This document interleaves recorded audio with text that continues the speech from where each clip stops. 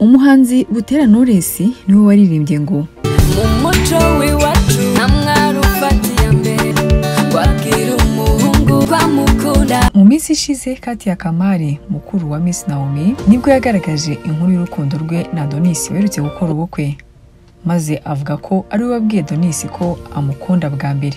Ni ibintu byatangaje benshi ndetse bivugisha benshi. Ibinyamakuru bitandukanye byandikiye inkuru bigaragaza ko uyu mukobwa ari we witereteye umuhungu. Gusa Katia si we wenyine kuko hari n'abandi bakobwa hano mu Rwanda bagiye babikora. Bagaragaza ko Miss Naomi ari we wafashe ya mbere abwira Michael ko amukunda, nubwo nk'abandi bakobwa bose yatinye kubyerura kubera isoni. And then I was like, I think I'm in love with you. So I think it was me first. Nyuma isimbi kwihangana biranga abwira uyu mugabo ko amukunda. Who say I love you first? You. Bundi wetangira nta na relation ashaka ntaki ninjye wabanje kumubwira ko mukunda. Kandi mbwira nta kibazo mfite. Bigiyeho ko umukobwa ari umuhungu akumva aramukunze, ariko si kenshi uzabona umukobwa wafashe ya mbere akabwira umuhungu akamukunda. Uzasanga ashobora kubimwereka akoresheje ibimenyetso bitandukanye, haba kubinyuza mu nshuti zabo n'ibindi. Ariko kwifatira icyemezo akayimubwira imbona nkubone ni ibintu bishobora abakobwa bake. Mu bushakashatsi bwakozwe n'urubuga rwa Shadi bwagaragaje ko 90% by'abahungu umva bafatiye ya mbere mu kwegera abakobwa bakunze, mu gihe abakobwa batekereza gufata ya mbere mu kubwira umuhungu ko bamukunze ari 19% gusa. Ku rundi ruhande abakobwa barenga 70% bavuze ko ngo badashobora gufata ya mbere mu kubwira umuhungu ko bamukunda, kabone nubwo mu mutima wabo ngo byaba bigurumana. Uretse gufata ya mbere mu kugaragaza amarangamutima, abakobwa banagaragaje ko ngo badakunze gufata ya mbere mu gusaba abahungu ko basohokana, kabone nubwo ngo baba babyifuza. Instagram yatangaje ko abakobwa 93% ngo bifuza gusabwa n'abahungu ko basohokana aho kugira ngo aba ari bo babibasaba, mu gihe abahungu 86% bavuze ko bifuza gufata ya mbere mu gusaba abakobwa ko basohokana aho kugira ngo abakobwa abe ari bo babisaba. Ibi byose byerekana ko abakobwa badafite umuco wo gusaba abahungu urukundo, nyamara nabo ngo bagira amarangamutima.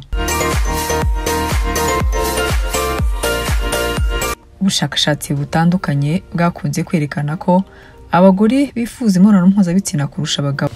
Bivuga ko abagore bakunze kwifata cyane no kwitondera amahitamo bakora mu gihe cy'imibonano mpuzabitsina, kuko ngo baba bifuza umuntu bakwizera ushobora no kubagoboka mu gihe imibonano mpuzabitsina ivuyemo gutwara inda n'ibindi nk'ibyo. Umushakashatsi mu bijyanye n'imibanire y'abantu Saxena avuga ko imwe mu mpamvu ngo zikunze gutuma abagabo bakunze gufata iya mbere mu kubwira abagore ko babakunda ngo ijyanye n'uburyo ibintu byakunze kugenda mu myaka ibihumbi ishize.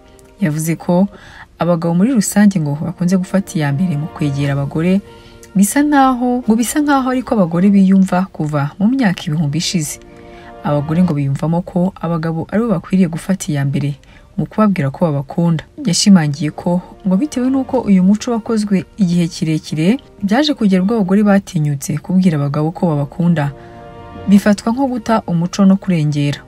Ngo bituma n'ugiye kubikora agira ubwoba bw'uko ngo ashobora kwangirwa cyangwa se akanengwa nk'umuntu utagira umuco. Akaba ariyo mpamvu benshi muri ibi byamamare byagiye bibwira abagabo ko babakunda mbere, usanga iyo bisubiyemo baba bafite isoni.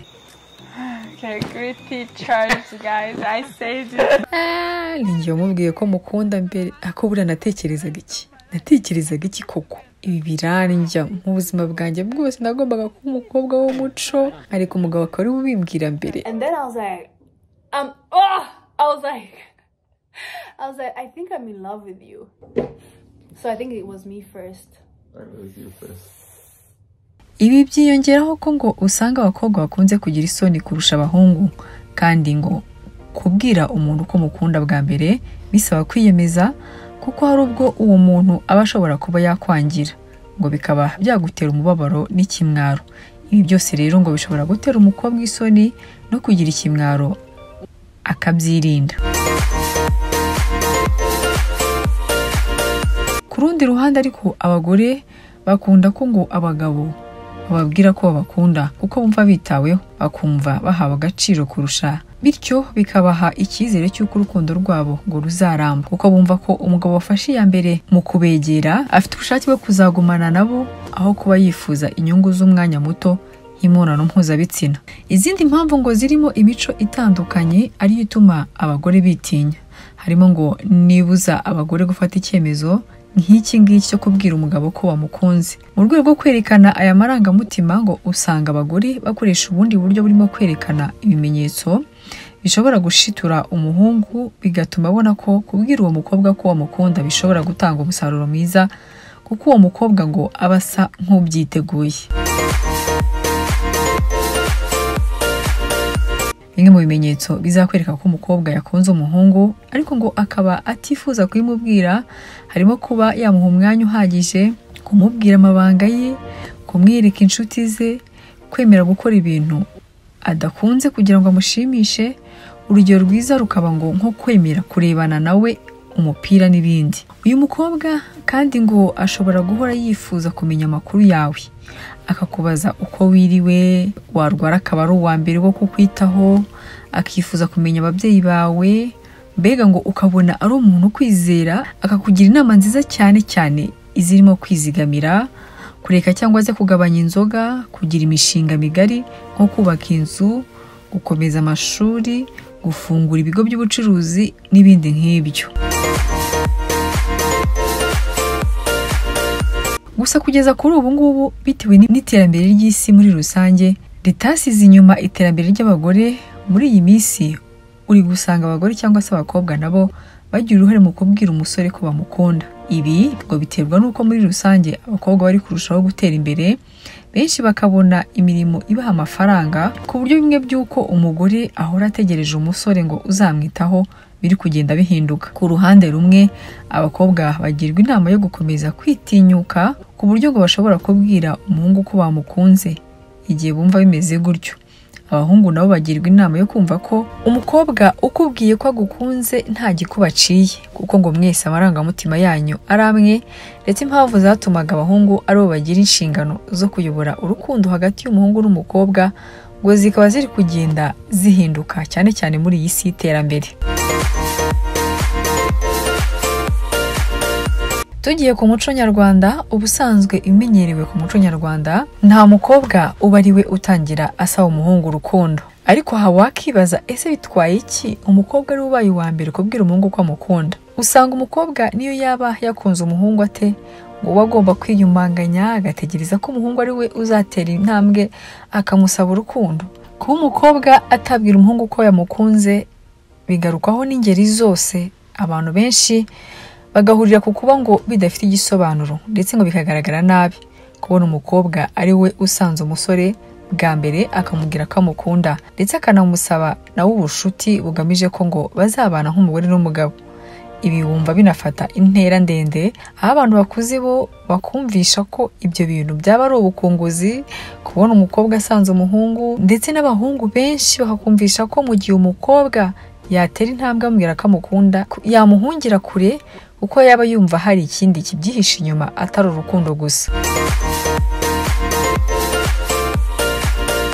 Mu by'ukuri njye numva bishoboka cyane ko umukobwa nawe yatinyuka akabwira umuhungu ko amukunda, umuhungu nawe akabyakira, kandi urukundo rwabo rukazakomera rugashora imizi. Urukundo ubundi ngo rushobora guhera mu muntu umwe, noneho uwo rwahereyeho akaba ari we urusangiza mugenzi we. Uko iminsi igenda ishira urukundo rwabo rugakomera.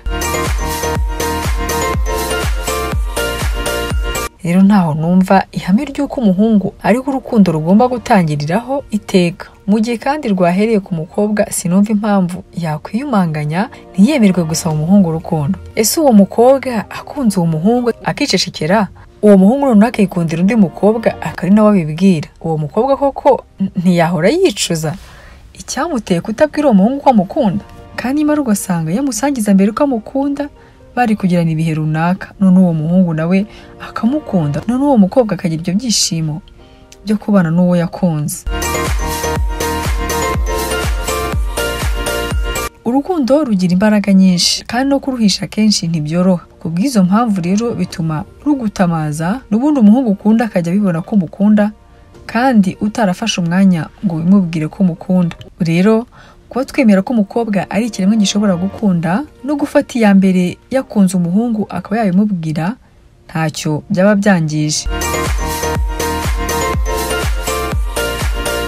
Kuba umukobwa ari bubasaba umuhungu urukundo, ari urukundo nyakuri amufitiye, atari izindi nyungu runaka amushakaho, ntibizagira ingaruka mbi mu muryango wabo, ahubwo bazagira urukundo ruhamye, cyangwa byanakwanga bikanga nk'ibindi byose. Ubwo hazaba hari ibindi batumvikanyeho, gusa bidafite aho bihuriye no kuba umukobwa ari wafashe iya mbere akabwira umuhungu ko amukunda. Ese ni gute wasaba umusore urukundo umubwira ko umukunda? Kubwira umuhungu ko umukunda no kumusaba ko mukundana bishobora kumvikana nk'ibintu bigoye kandi bikomeye, biteye ubwoba ku bakobwa, ariko siko byakagenze. Ukoresheje intekerezo nzima ushobora kubwira umusore ko mukunda ndetse ukamubwira ko ushaka ko mukundana ku bw'ejo hazaza hawe. Ahari uri kwibaza uti ese nabikora gute? Icya mbere banza umenye niba witeguye kubikora. Ese witeguye kujya mu rukundo? Uyu mwanzuro uragoye cyane ndetse usaba ubwenge bwinshi cyane kubera ko uba wafashwe n'umukobwa. Icya mbere ukwiriye kubanza gukora ni ukwibaza ibibazo bikurikira. Ese nditeguye koko? Bizagenda gute se nituba turi kumwe? Igihe mumaze muziranye nacyo kibare kuko ni ingenzi cyane. Menya neza niba koko akwiyumvamo. Itegure kuba wakwangwa kuko ashobora kuguhakanira. Niba aramuka bakwanze, emera ko bakwanze n'ubwitonzi bwinshi kandi ushimire. Nkuko hagati y'abantu bakundana bigenda, umukobwa ukunda cyangwa se wiyumvamo umusore aba yumva iteka bahorana cyangwa se bahora baganira, akumva nta wundi muntu akwiye guha umwanya we. Icya kabiri, akwereka inshuti ze. Iki ni ikimenyetso kigaragaza umukobwa ugufitiye amarangamutima. Nubwo utaramubwira ko umukunda, akunda kwereka inshuti ze. Uzatungurwa no gusanga hari abakuzi kandi wowe ari ubwa mbere muhuye. Ese waba uzi impamvu? Nuko ahora abakubwira ndetse akanabakuratira. Ikindi, iyo mugirana ikiganiro aba hari wese. Niba umukobwa akunda guha agaciro ibiganiro mugirana ndetse ukabona bimushishikaje, iki nacyo ni ikimenyetso cy'uko wamutwaye uruhu n'uruhande.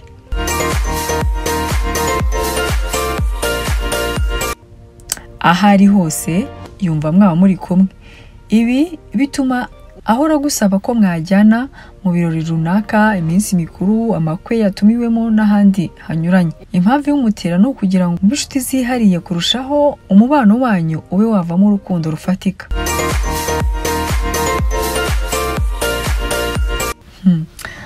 Ikindi, umukobwa ni umufana wawe ukomeye. Ibintu byose ukora arabyishimira kandi akabikwereka. Akora uko ashoboye ngo akwereke ko atandukanye n'abandi. Ibi ari nabyo Katia yagaragaje ko mbere yuko akundana na Adonis yabanje kuba umufana we ukomeye mu mukino wa basket. Nyuma y'iki kiganiro nizera ko wowe wadukurikiye ugiye gufata icyemezo. Niba hari umuhungu wakunze, tinyuka ubimubwire.